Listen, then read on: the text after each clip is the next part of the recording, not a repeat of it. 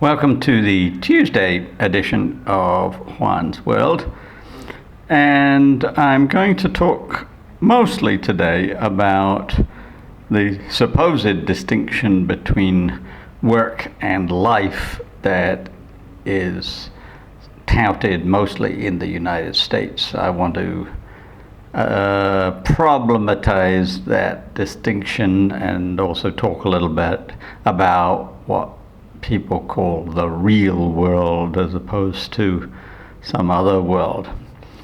Both dichotomies that I think are false dichotomies. But I thought I'd start with a small recipe because over the weekend I got a little bit adventurous, did a few things that I don't normally do, and I had some Cambodian fragrant greens.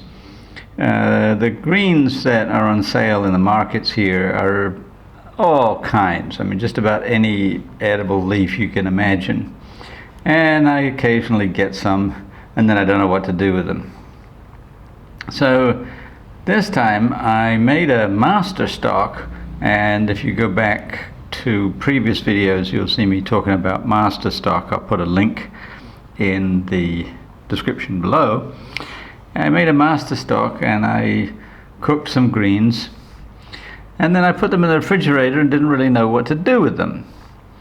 So a few days later I got them out, chopped them up, put everything into a saucepan, added a little bit of water to the master stock, which was actually not very much at the time, and added some rice, cooked some rice in the master stock and chopped greens. And then here we have a very, very common Southeast Asian rice dish. There's rice and chopped fragrant greens. And I went a little step further and added a fried egg on top of it because that's also very common here in Southeast Asia, and it was wonderful. Now, I'm not sure that you can replicate anything like this because you can't get hold of the fragrant greens. I don't think it would work very well with something like spinach or any other kinds of Chinese greens like bok choy or things of that nature, because they just don't have enough flavor. But anyway, this is my cooking part of the video today, and now we'll get on with the main item: work versus life.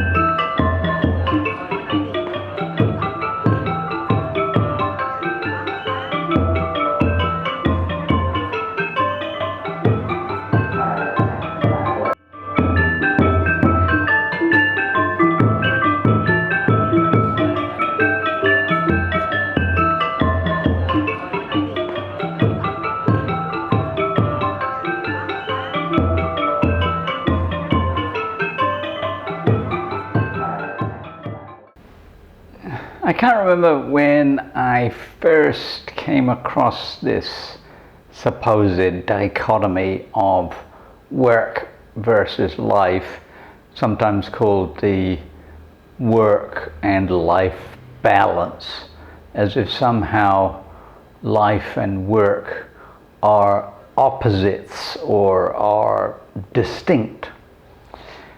And I remember being baffled right from the start, because I was thinking, well, life is living. Are you not alive when you're at work? Well, I guess some people think they are, but or aren't. But the heart's pumping, breathing. You're a living being at work. So the word life really needs to be parsed a little bit differently to something like not enjoyment, I think, so much as the things that matter in life, of like being with your family, or maybe exercising, or being with friends, socializing, dancing, whatever. That somehow life is meaningful and work is not meaningful. And I was quite honestly taken aback by this, because I don't make that distinction. And now I may be unusual, I'm certainly willing to admit that, but I did not ever in my working life want to take a job that was not something that was not intrinsic to my philosophy of life. That is, that there was no work versus life distinction or dichotomy. My work was an intrinsic part of my life. In fact, I do remember on several occasions thinking it was slightly surreal that I was paid to do what I did as a lecturer and as a researcher. As a field researcher, I get to live in extraordinary places around the world to interview people, write about them, make videos about them, take photographs. Seems like life to me.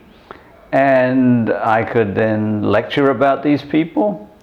And it always struck me as curious that I was paid to do this. I always used to look at my bank account every so often, 2 weeks when I was paid, and think, this is just great. I'm doing what I want to do, and somebody thinks it's worth paying me for it.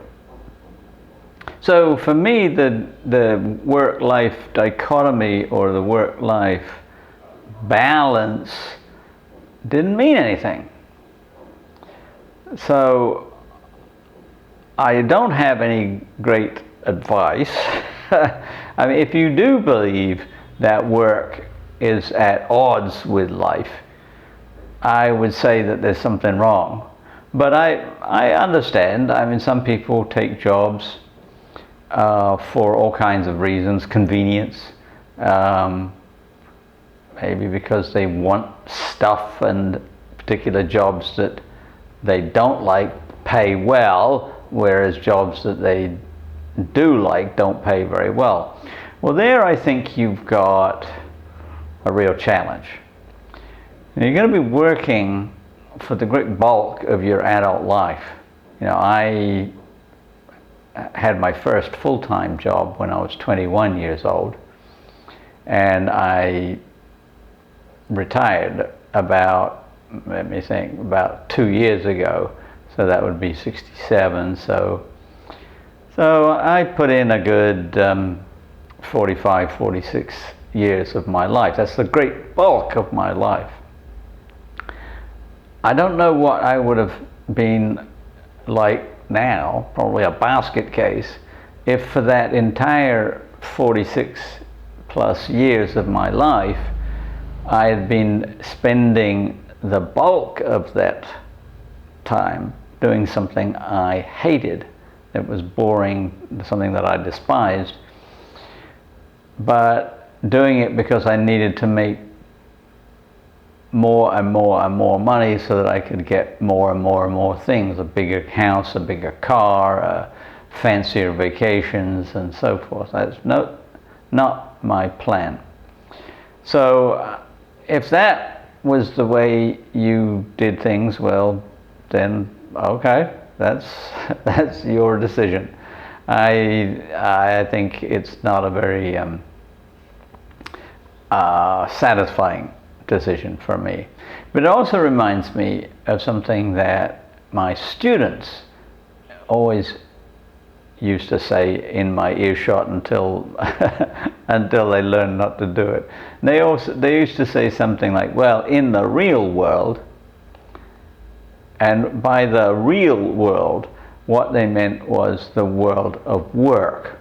That somehow being a student, doing intellectual things, doing creative things was not the real world. The real world was the world of jobs, which were boring, tedious, dull, endless, and where you had to have this work-life balance. But yeah, in college, well, you know, every time of the day is in some sense playtime.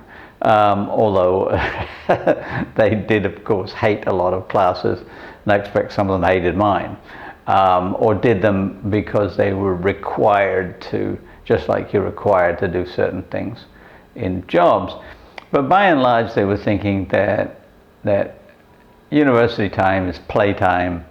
They have to go to a few classes, they have to write some papers, but they also can have sex, drugs, music, all of that kind of thing. But once they get out in the real world, then all of that stops. And I used to say to them, do you understand? This is my job. This is the real world. And I am paid to be here, and I have bosses and all the rest of it. There's nothing unreal about this world. And there's also nothing unreal about it for you either. You know, if you get busted for doing drugs and you have to go to court, it's just as real whether you've got a job or you're in college. If you flunk out of college, there are consequences and so forth. That they were dichotomizing this not real world versus the real world of work, whereas somehow work is real and academic enterprise is not. And I find that actually frankly insulting. I mean, that intellectual endeavors are as real as any other. What can I say? Part of the problem, I think, is that a great many students think that a lot of what they do at university is useless. And by useless, what they mean is that it's not preparing them for a job. Well, this is a modern conception of education that I'm not particularly happy with any more than I am with the other dichotomies I've talked about. I don't think of university as being preparation for a job. I think of it as gaining thinking capacity.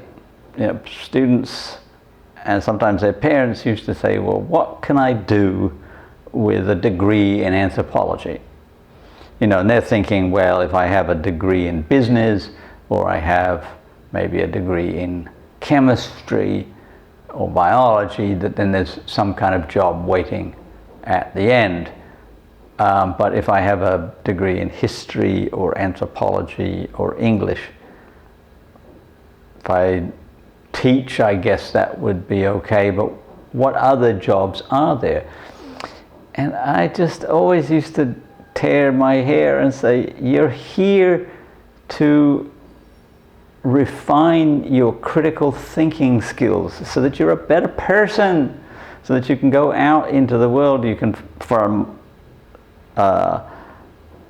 nothing else, you can find a job that makes you happy, so that you don't have the work-life distinction, that it's all part of fulfillment in life, and that you maybe stop pursuing material gains in trading off for happiness.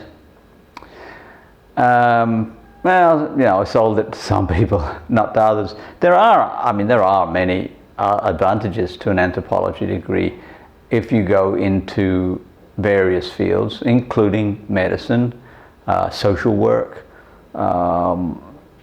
where you're engaging with people, particularly if you're engaging with people from different cultures, then a degree in anthropology can be really beneficial. But that's not the main purpose. The main purpose is to just get you thinking, to expand your horizon so that you're thinking more broadly. And that was always true for universities in the 19th century in Britain particularly, but also in the United States. In Britain, the common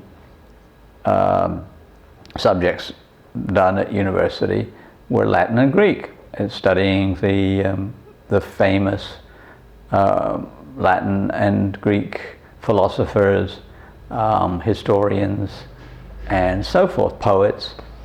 And that was considered to be a fine education from which you could do all kinds of things. Well, then they added mathematics, science, history, geography, English literature, and so on and so forth, and broadened the curriculum. But the purpose is still the same. It's still the same, to develop your intellectual abilities and then use them. And stop thinking about the work-life balance, to think about integrating everything so that your life and your work are cooperating so that the real world is everywhere. All right, I will probably continue along this vein on Friday. Meanwhile, please tell your friends, like and subscribe, and have a good week.